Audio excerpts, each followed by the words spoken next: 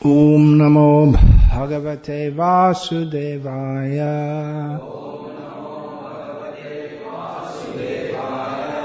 Om Namo Bhagavate Vasudevaya.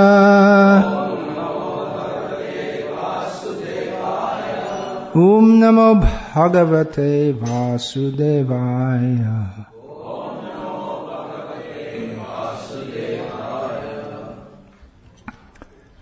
Sri Vishnu Sahasranama, name 447, is Ijyah,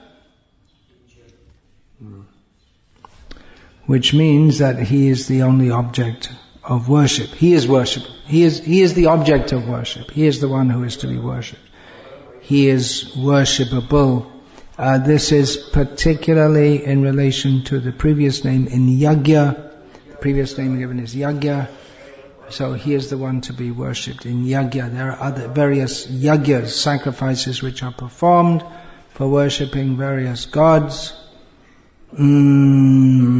Sacrifice can also be performed for, as we learn in Bhagavatam, for invoking demons. We find that Twashta performed a sacrifice in the 6th canto, which produced the demon Vritra, who was actually a great devotee, but the sacrifice was performed for that. So one is not supposed to perform sacrifices or religious activities for malicious purposes. It's also possible to do so. A large part of the Atharva Veda is concerned with curses, imprecations, praying to the demigods for victory over enemies and things like that. But in Bhagavatam, we find that the only real enemy is the uncontrolled mind. The enemy is the uncontrolled mind and senses. So by understanding Vishnu, we can understand the actual purpose of the Vedas is to worship him. And that's all summarized in Bhagavad Gita. There are many verses which make this point, particularly the object of worship in Yajna, Aham hi sarva yajnanam bhukta cha prabhur eva cha. He is the Lord of the sacrifice, and he is the enjoyer. In the Yajna, one offers various items in the fire, saying, well, if it's directly to then idam Narayanaya namama, this is for Narayana, and namama, not for me, emphasizing the point. Just so when we're offering, we don't think it's for Narayana, but actually it should be for me. Because that's the diseased mentality of this material world. We think everything is meant for my enjoyment. So that is stated. Everything is meant for him. It's not just in the sacrifice, in the formal sacrifice. One's whole life should be sacrificed, offered to Krishna. That's called Atma Samarpan, offering oneself. In the sacrifice we can offer grains and ghee, but the real thing we're supposed to offer is ourselves. That doesn't mean we jump in the fire, but that we get in the fire of devotional service. Sometimes it's compared to fire. Cheto Darpana Marjanam. This verse is given by Chaitanya Mahaprabhu. The Sankirtan Yajna, he describes the 7 qualities or the 7 effects of Sankirtan Yajna. So that's compared to the 7 different kinds of flame in a fire, sacrificial fire, which are mentioned in one of the Upanishads. So it's a Sankirtan Yajna. And the offering is ourself. We're supposed to offer ourselves. Otherwise, simply opening the mouth and making the sound Hare Krishna is good, but it doesn't constitute full kirtan. Sankirtan. That name is there, Sankirtan. Sankirtan means Bahubir militva yad kirtanam iti sankirtanam. When many people come together and chant, that is called Sankirtan, a group chanting. And Samyak Kirtan, complete, perfect Kirtan. So that also means, that's also what Sankirtan means. So there's a consideration of quantity, but more important is the consideration of quality, how we are chanting.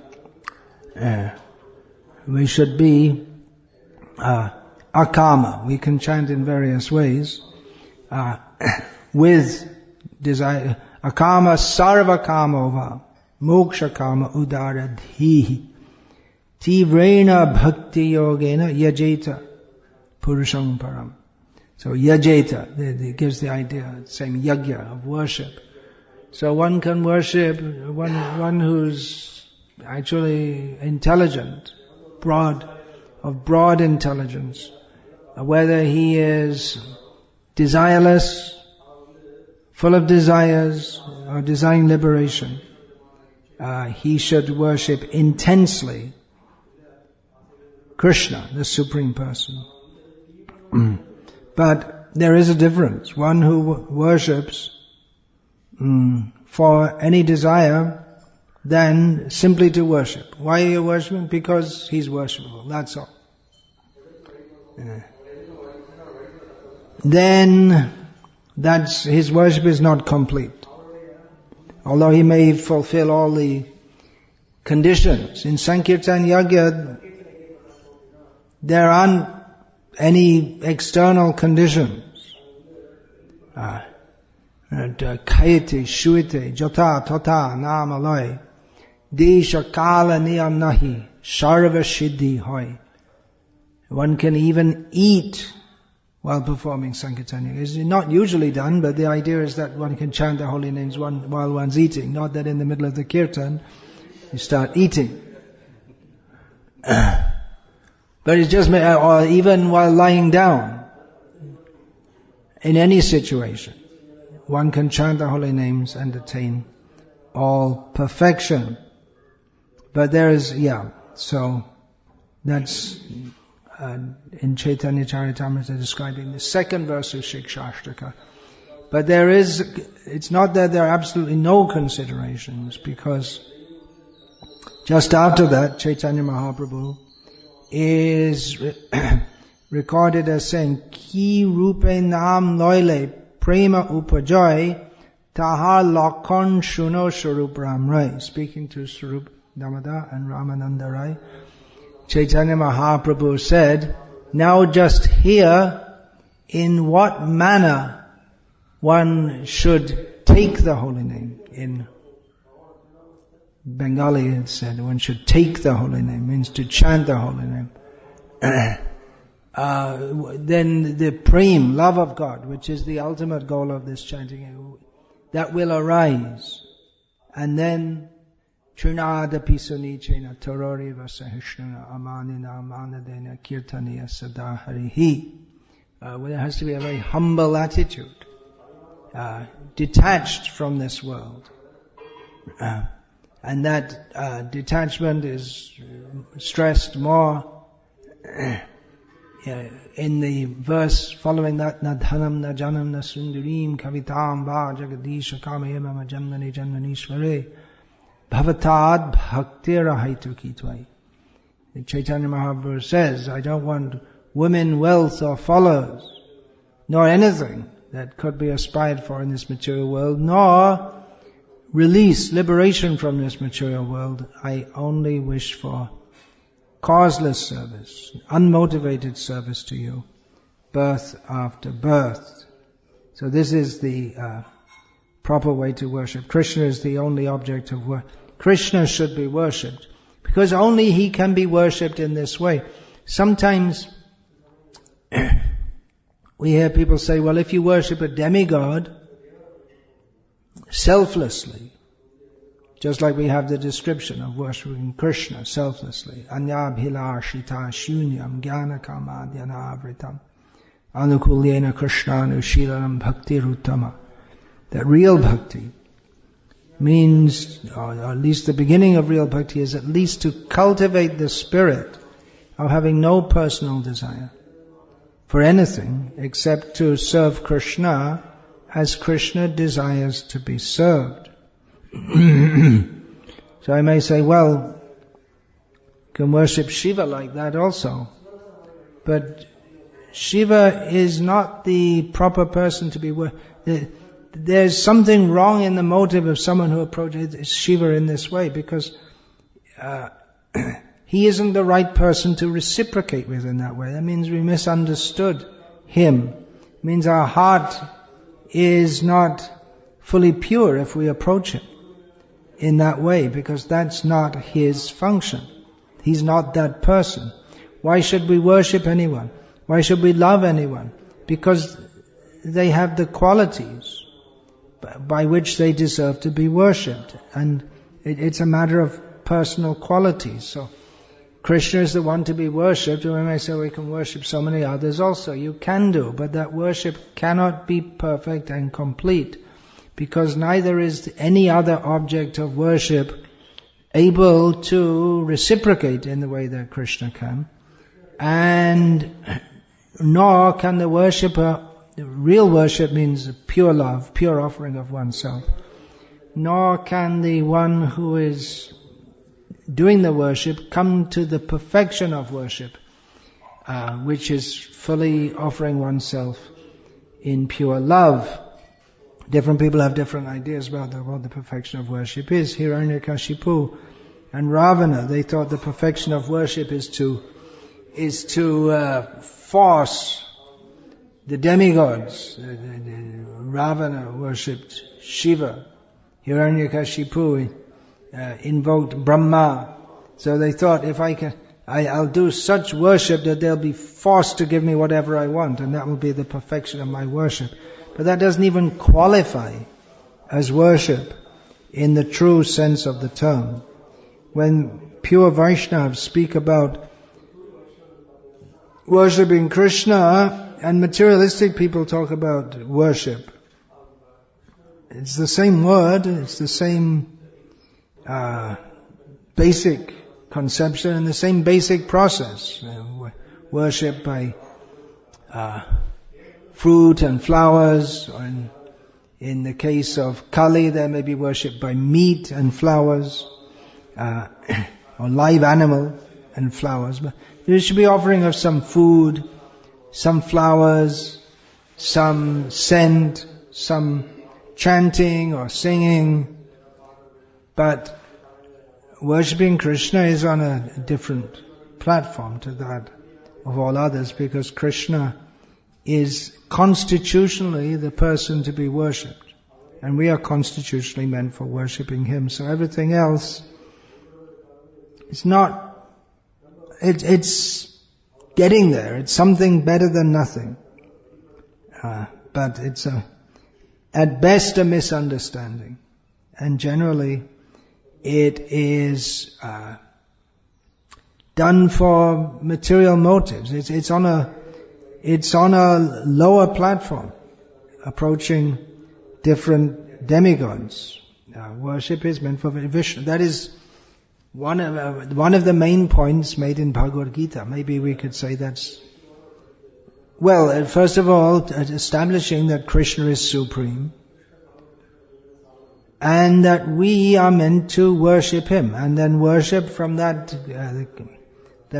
the beginning stage, at least to recognize his greatness, and that we are subordinate to him, we are meant to serve him, we're supposed to worship him.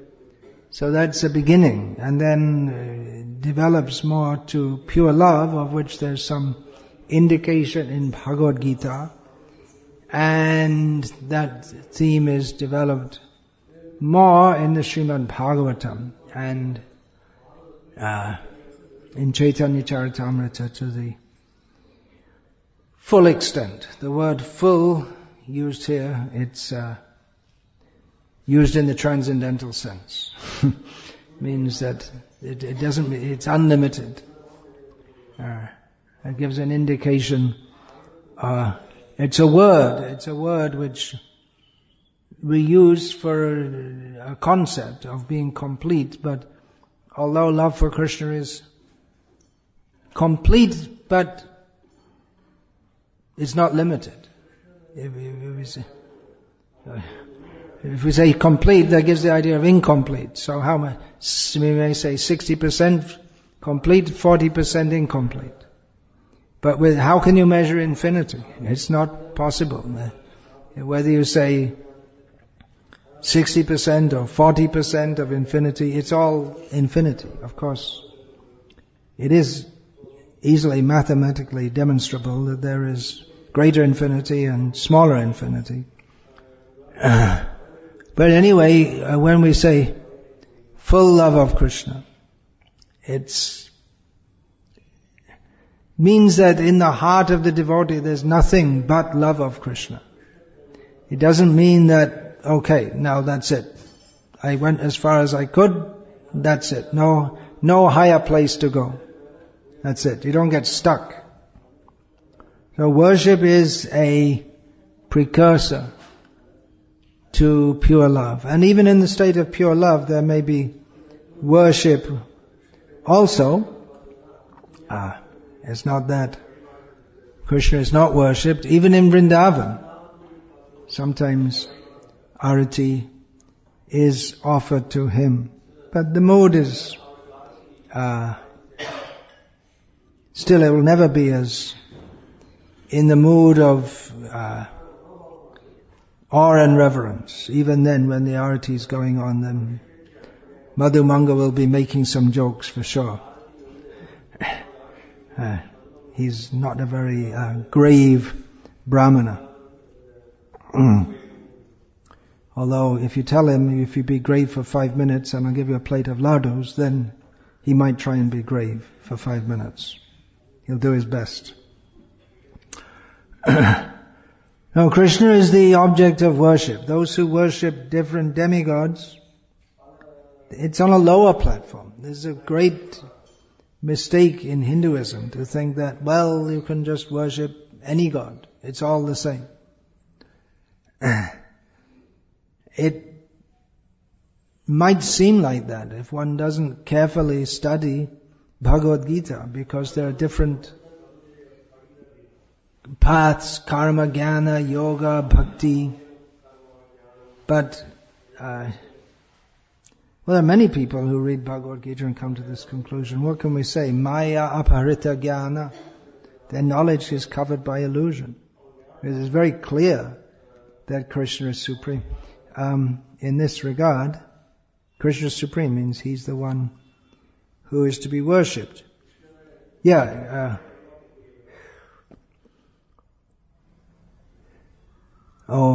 Anyway, I'll just read from chapter 7. Where to begin, because it's all, so much comes to the same point. It's not that just there's one verse and then another verse and they're all different topics, or there are 4 or 5 verses and one topic, but you find it's all interlinked. Anyway, I'll read from verse 19 first of all, a very well known verse, at least among the followers of Srila Prabhupada and among Vaishnavas in general.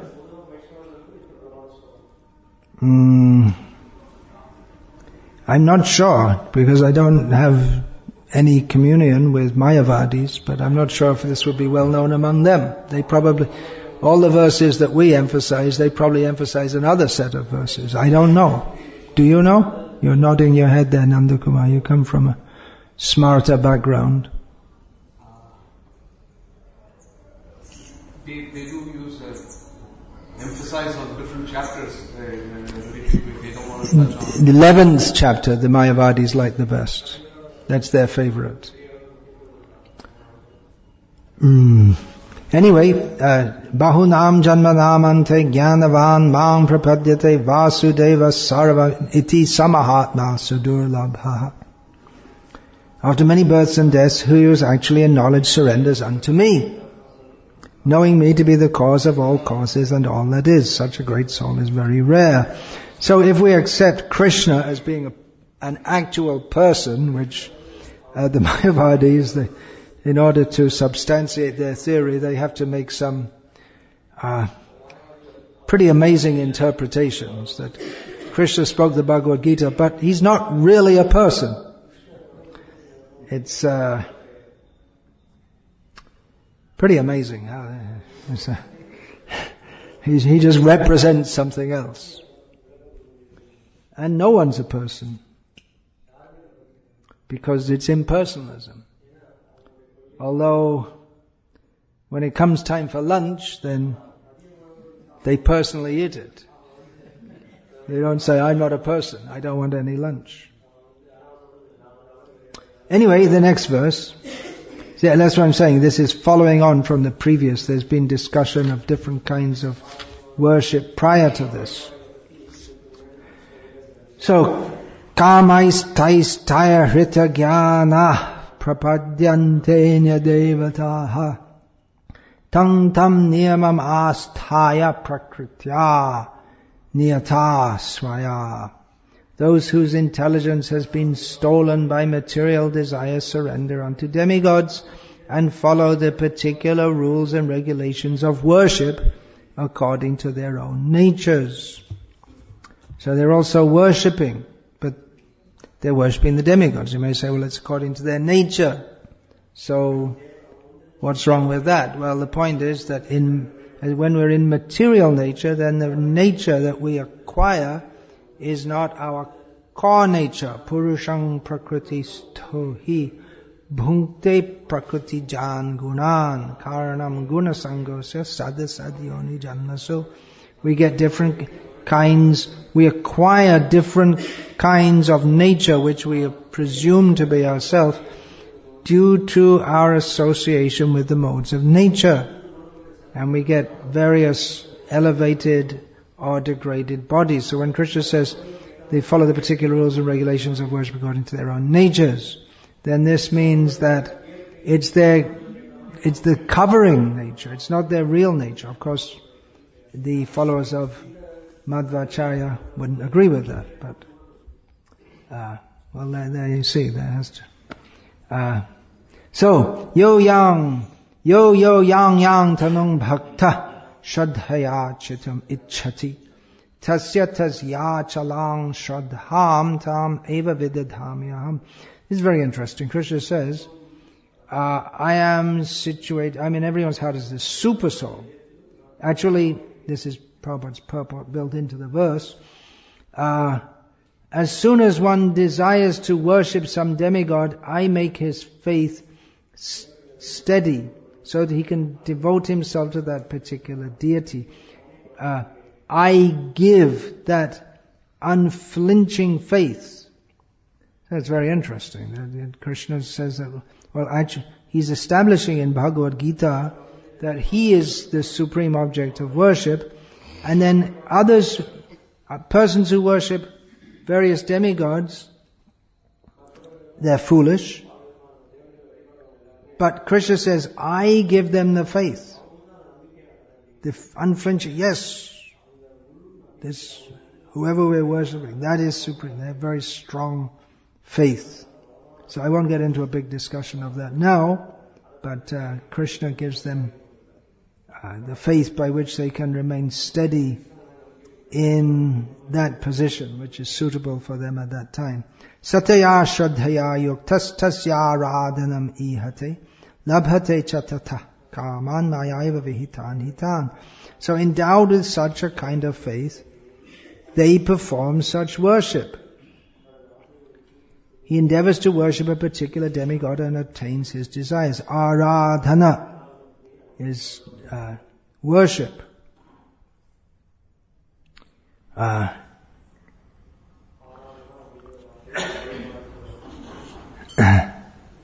And he gets what he wants. So he thinks, you see, it works. I worship such and such demigod. I got what I wanted. It works. It shows. There you go. The proof of the pudding is in the eating. If it works, then there's no need to discuss any big philosophy, anything. I worship for a certain thing. I got what I wanted. but Mayaiva vihitan hitan. Yeah, actually that desire is ultimately it's fulfilled by Krishna. The demigods, they can fulfill the desires of others as agents of Krishna, not independently. So we may think, well, all right, you talk your philosophy, but I'm going on with my worship and getting what I want. But Krishna, for anyone who's prepared to listen, Antavatu palang tesham tad bhavatyalpamethasam devan devaya jo yanti mad bhakta yanti mamapi.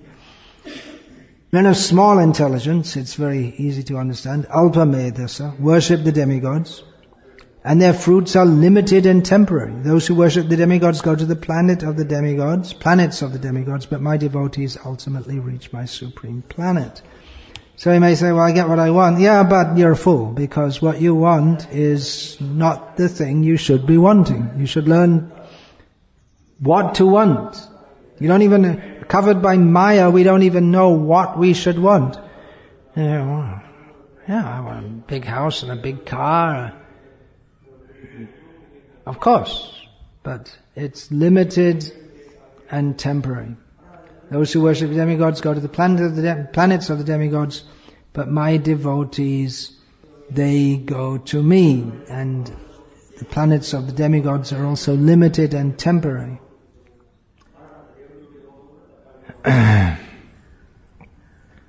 So, okay, that's... actually, I should read from... Yeah, I made a note there. Also in chapter 9, Krishna takes up the theme again. Ananyas chintayanto mang ye janaf paryupasate teshang nityabhiyuktanang yogakshemam bahamyaham. Those... Again, we should start before this. It describes those who go up to the heavenly worlds.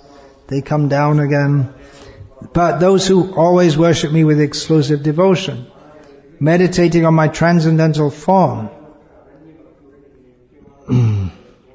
to them I carry what they lack and I preserve what they have.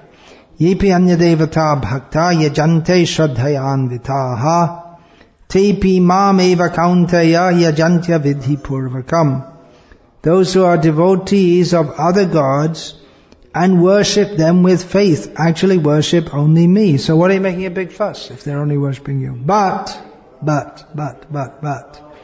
they do so in a wrong way. And then that verse I already quoted, Aham hi sarva yagyanang bhukta cha prapareva cha natu mam abhijananti tadvenatas chivanti te. I am the only enjoyer and master of all sacrifices.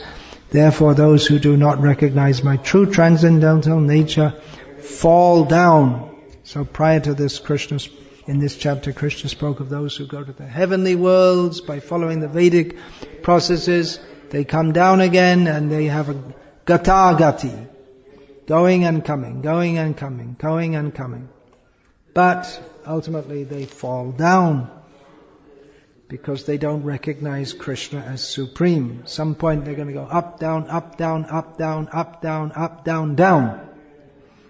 They'll make some mistake. So it's a dangerous it doesn't give any proper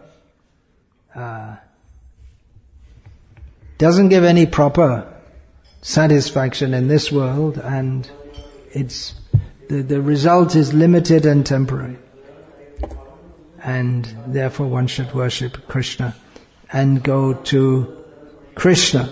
He is the proper object of worship. And Krishna goes on, Yanti deva rita devan pitrin yanti prachivritaha bhutani yanti bhuteja yanti madhyajinopima. He's clarifying. He's already said it in a general way. Those who worship the demigods, they go to the demigods. Those who worship the forefathers, they go to the forefathers. Those who worship the ghosts, they go to the ghosts. And those who worship me, they come to me. So he's just making the point. It's just in a general way he said they fall down. They may think we go into the demigods, that's going up. but ultimately that's actually also a fall down. It's then how to worship Krishna? What is it? This worshiping Krishna? You're going to get the best possible result. So what kind of sacrifice you have to do? It must be very elaborate and complex. Krishna says, Patrang pushpang palang toyam yo me bhaktya prayachati tadaham bhakti uparhitam ashnami prayatatmanaha. Offer me leaf, flower, fruit or water with devotion and I will accept it. You don't have to do any elaborate sacrifice anyway. They're not required. Worshipping Krishna is quite possible to do very simply. Elsewhere in Gita, Krishna speaks of jnana yajna. All sacrifices, they come to the point of jnana, but then what is that jnana? It's to understand yomameva sammurho janati purushottamam sasarvavid bhajate mam sarva bhavena bharata. To understand Krishna is supreme, He is the proper object of worship, and to worship Him in all respects. That means if you do that, you already know everything, then you come to the right point. So it may be very shocking for people who are very interested in making elaborate sacrifices. And actually in Bangladesh, I spent quite some time there starting in 1979, and for about 10 years I was in and out of Bangladesh. So at least at that time among the Hindus, everyone knew, I guess they would know more now due to the activities of ISKCON, that Sankirtan is the yajna for Kali Yuga. I forgot it last time. Sarva yajna hoite Krishna nama yajna sha. Among all the sacrifices, the sacrifice of chanting Krishna's name, that is the essence of it all. But with the spreading of ISKCON and its preaching, devotees from Bangladesh have gone to Mayapur and seen fire sacrifices going on. So they've introduced all over Bangladesh, the people will call our devotees to chant with their Bengali accents. The people don't know, and the devotees chanting, they also don't know, so it doesn't matter. So they'll be chanting all these mantras and doing these fire sacrifices, which had already been completely lost from the culture in East Bengal. Even in West Bengal, I never saw any such thing. Maybe, among some Marwaris or whatever, but the Bengalis, they don't do it, because they know if you're going to do sacrifice, then it's chanting the holy names. And you'll find such verses written in Bengali when they organize a pandal for Nam Jagya, 3 days chanting of the holy name, minimum 1 day, 3 days, 7 days if the local merchants can afford to sponsor so much. So there'll be all kinds of verses. Shaitu Shameda or Kali Hatajan. Whoever worships Krishna by Sankirtan, they have all these Sanskrit verses written in Bengali. Now they think they have to do it. No harm in it. It's a Vedic process. But the real yajna, in the essence of all, is chanting the holy names. We can't perform that fire sacrifice properly anyway. There are so many conditions that need to be fulfilled.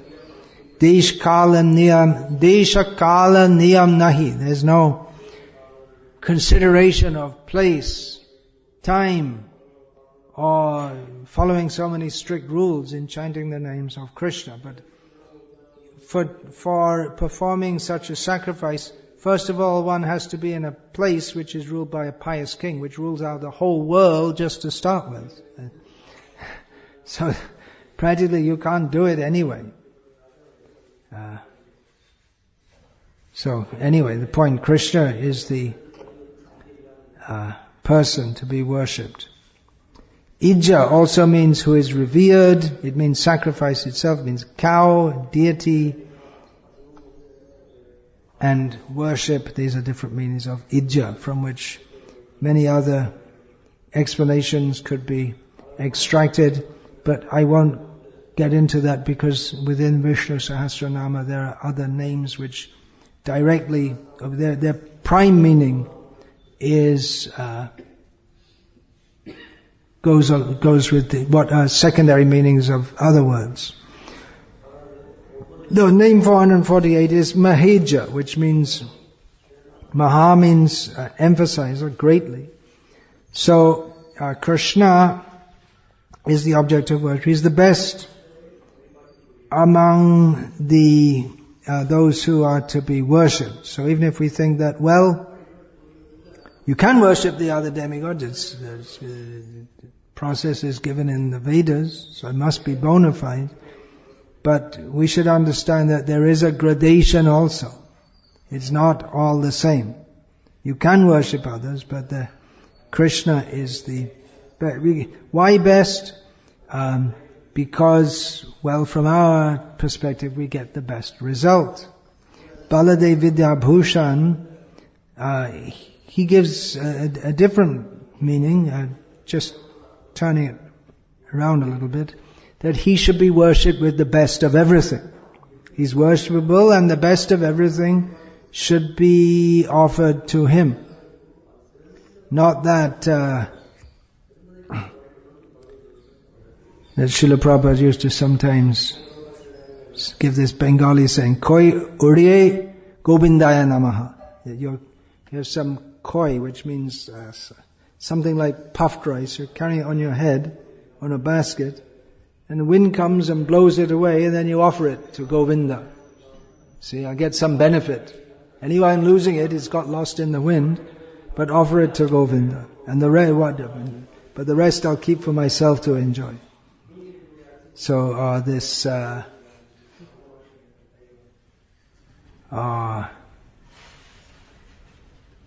another Bengali saying that Brahman ke kana goru dan means you give a cow to a brahmana, but it's blind, one-eyed blind, not very auspicious. That's there also in Kratuh Upanishad, is it not? The story of Nachiketa. He got on his father's case. So you're offering these cows, you want to give them in sacrifice, or give them to Brahmins, but they're all old, spindly. You're supposed to give good cows, not bad cows.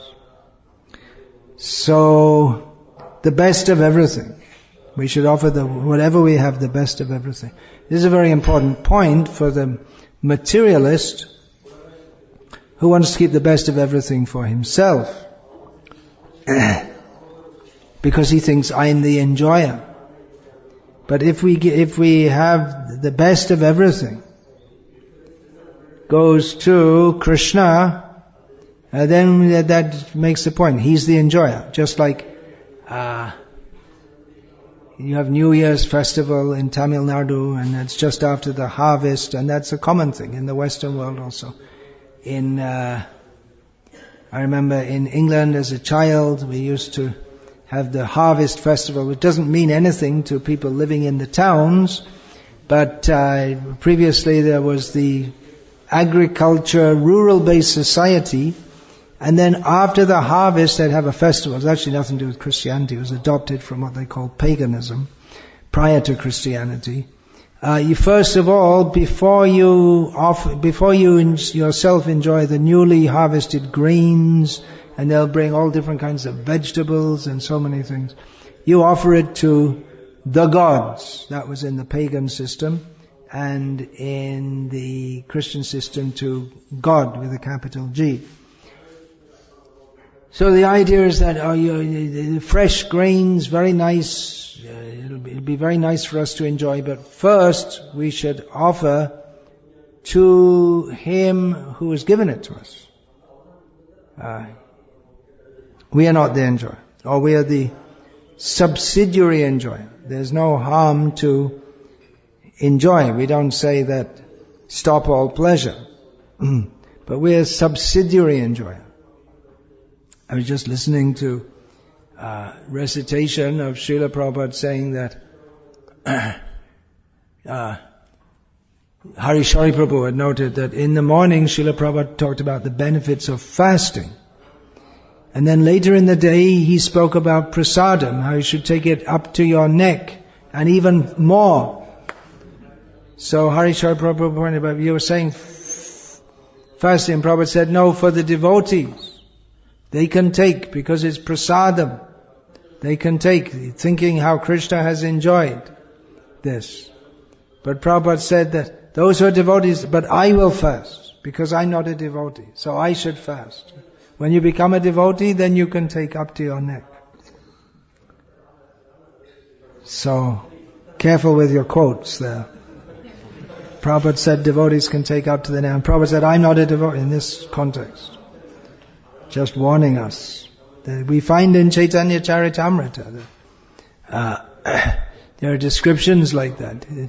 Devotees eat huge, Chaitanya Mahaprabhu's followers used to eat lots of food, that even the local people, they were astonished how much they would eat. Of course, they would engage in physical activities, dancing for hours non-stop, daily also.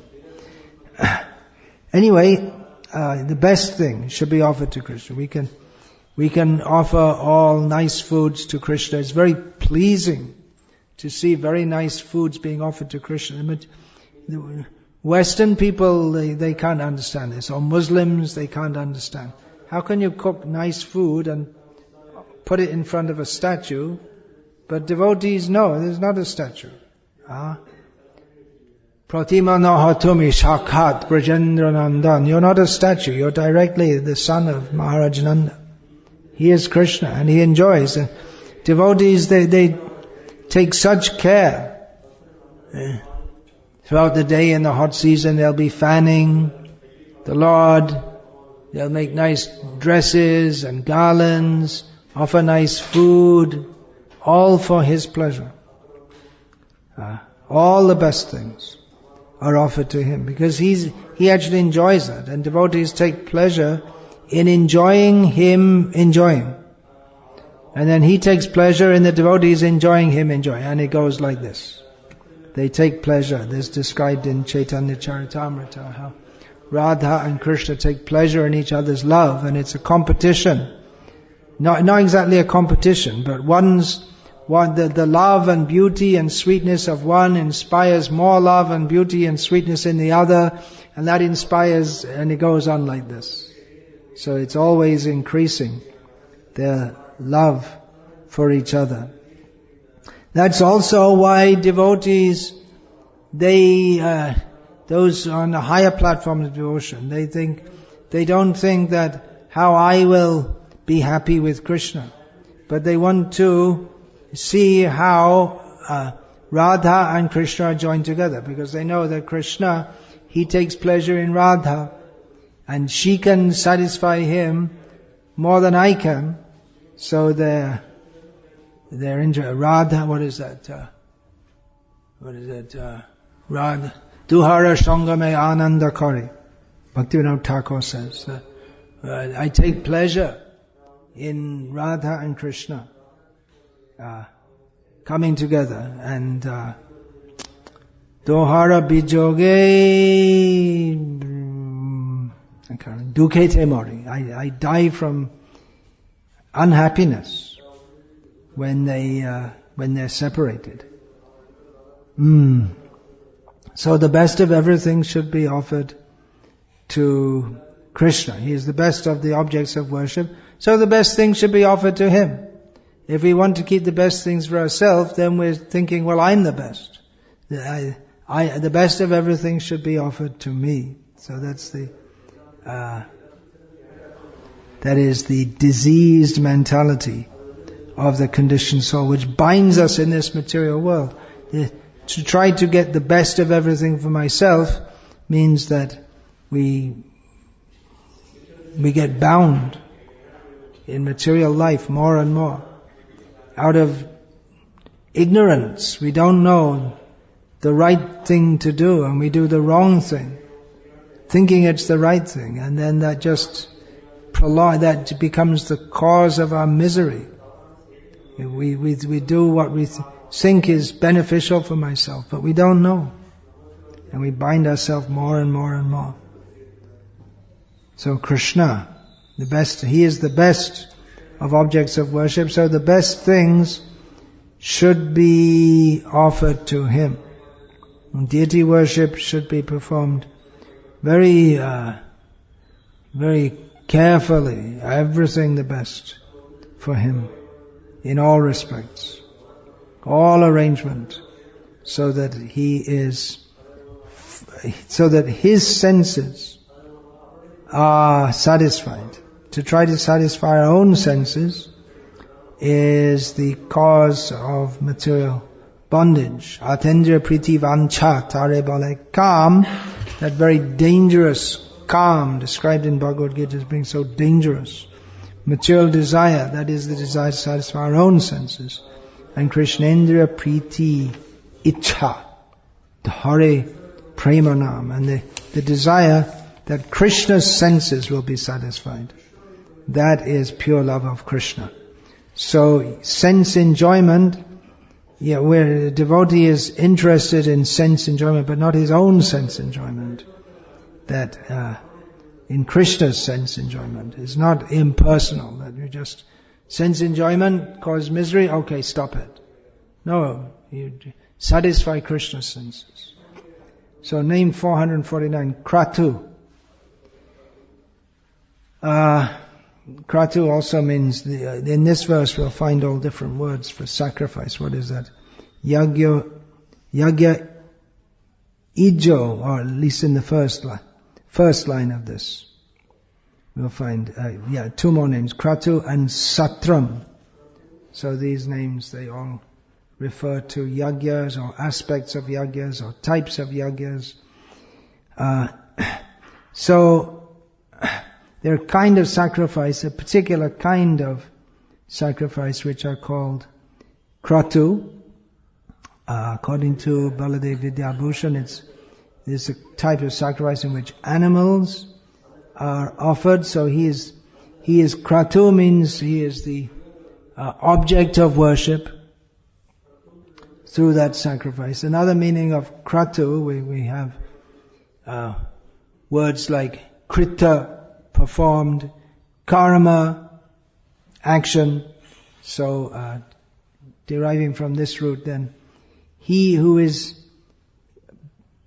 behind the actions of everybody, or he by whom everything is done.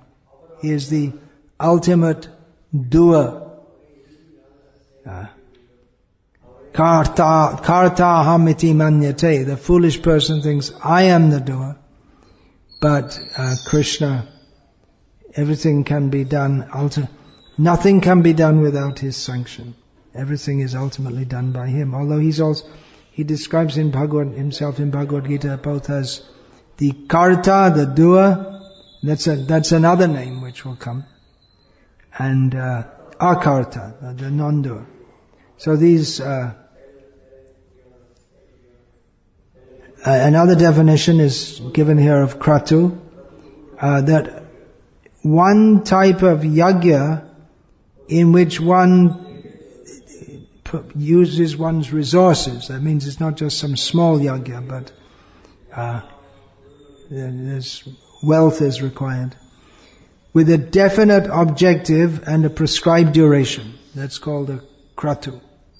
Because we'll find in the next name, Satra. There's another kind of sacrifice called Satra, which is indefinite. It can just go on, and you can just go on and on and on performing it. But Kratuh means one kind of sacrifice which is performed. There's a particular objective, there's a particular procedure, and it has a particular duration. And it requires complete absorption in that, dedication, effort, with full faith that the objective will be actualized. So this is required. And Krishna, He is that Kratuh, as we find in Bhagavad Gita again. Aham Kratuh, Krishna says, I am Kratuh. Aham Ijyah. So here in this verse, Krishna is again talking about sacrifice. Aham kratuh aham yagya svadhaham aham aushadham mantroham ahameva jam aham agnir aham hutam. So Krishna says, I'm the Kratuh, I'm the yagya, he is the mantra, he is the breath, he is the offering, he is the things which are offered, he is the worshipable, he is the fire, Krishna is all, he is the sacrifice, he's all the elements of the sacrifice. So, in this sense, yagya is different from Kratuh. Although Kratuh is subsumed within yagya, but Kratuh, Ramanuja in his Gita Bhashya on this verse refers to the Vedic sacrifices known as Jyotishtoma. And the term yagya in this context means the Pancha-Mahejyah, which are the Brahma Yagya, teaching and reciting the Vedas, Pitru Yagya, the regular offerings of water and cakes to just water daily to the ancestors, Deva Yagya, by offering fire sacrifice to the demigods, Bhuta Yagya, offering a portion of one's daily food to various creatures, and Manusha Yagya, which means serving other humans, especially guests who come. We've often heard the saying, Manava Seva is Madhava Seva. Well, it can be in some circumstances. It's Atiti Bhava Deva. The guest who comes unexpectedly is to be worshipped as God. But it's to say that worship of Narayana is complete simply by serving humans is a misinterpretation. So the Mahayagyas and all other kinds of, because in yagya, apart from offering in the fire, there are all kinds of activities may be called yagya, such as like this, Brahma Yagya, teaching and reciting the Vedas, and there are all different kinds of activities which are called yagyas. Mm-hmm.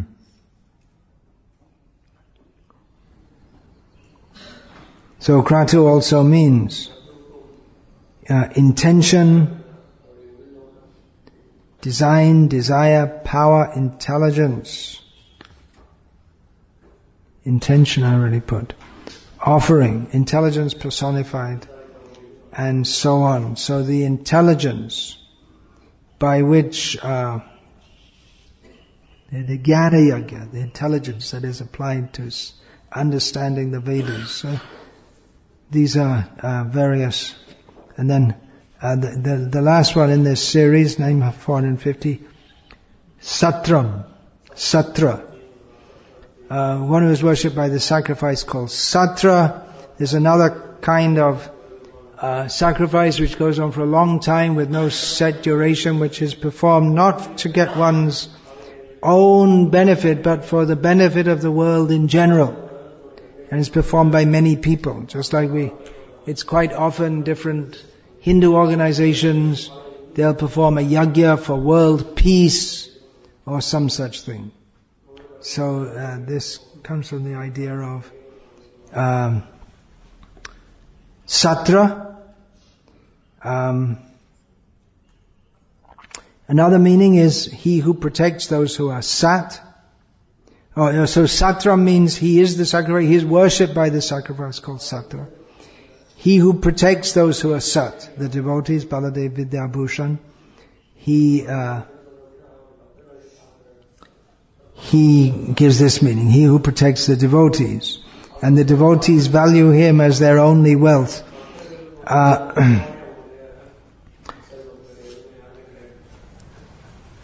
We also, here in South India, sometimes you see when you go to a holy place, they have what are called chatras, so that's the different pronunciation. It comes from the word satra. It's supposed to be a selfless activity that people give charity to maintain these places where pilgrims can come and get lodging and free food. It means they can only stay one night, and they don't stay. So it's meant for pilgrims, people, so they can come. They don't have to save lots of money. They can go from one holy place to another, and they will be, because people, they've made that arrangement to provide for food and lodging in a holy place. So in all these activities, Krishna is ultimately to be worshipped. Sometimes we see there's something like this Satram. It's not this lodging house, dharamshala, I guess you would say in North India, something like that.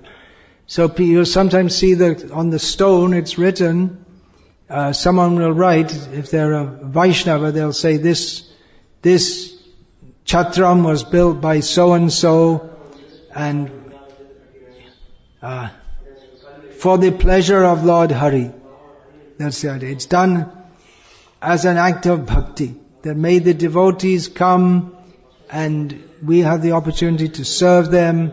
It's all part of our service to Krishna.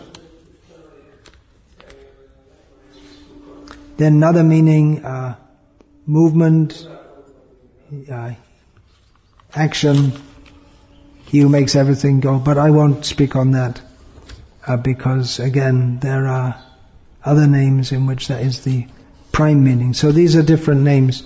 Ijyah, Ijyah, Mahejyah, Kratuh and Satram. These are concerned with Yajna.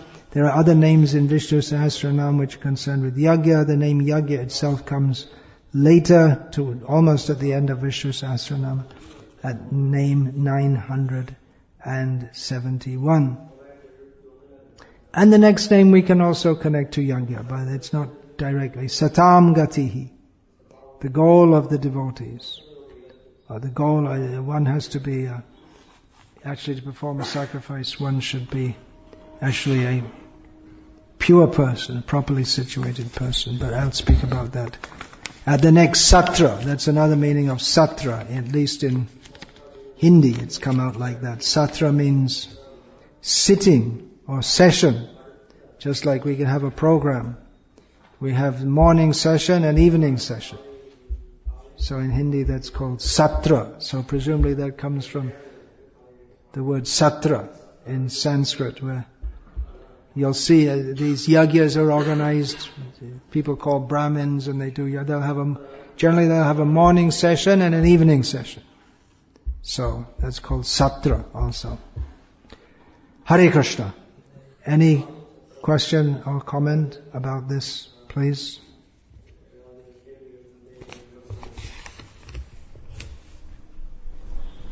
No. All right. Okay. Hare Krishna.